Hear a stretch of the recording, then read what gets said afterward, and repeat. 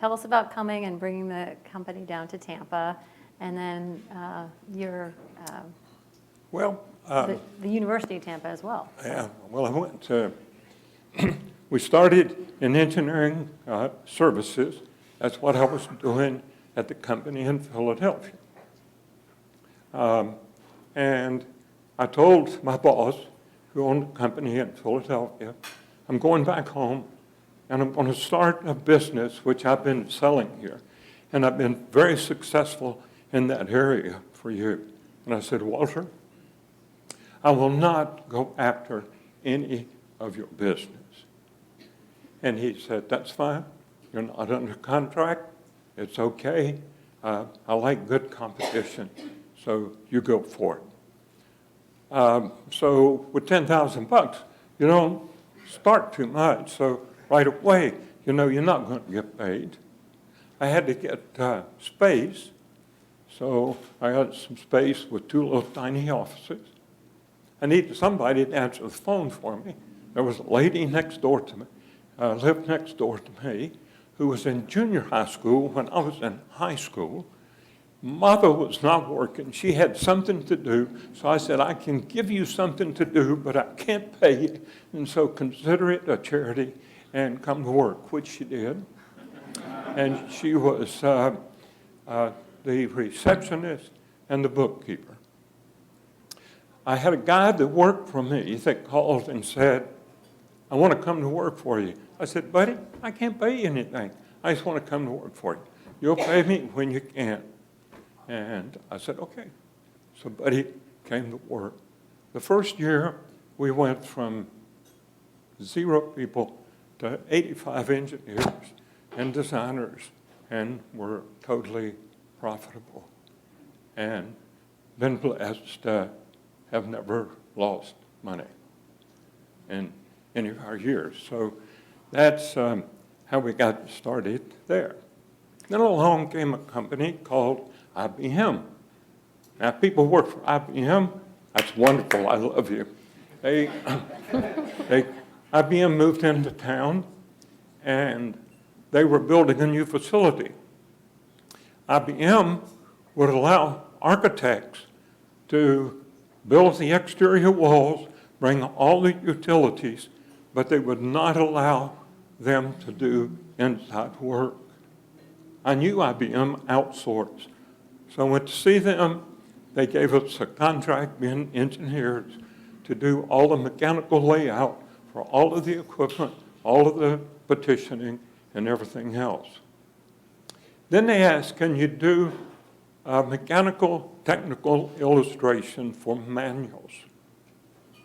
And I said, well, we do mechanical engineering. We ought to be able to do that. No, it's different.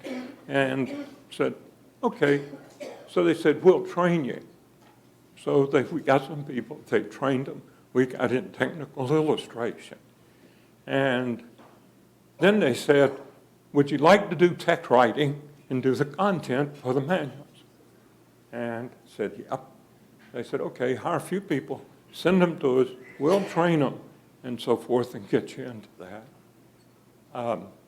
We became, within 3 years, the biggest in the United States as technical writers and developers of technical manuals and translating them into 26 different languages. And then we started doing that. And that was beautiful for those that understand it. We developed the English.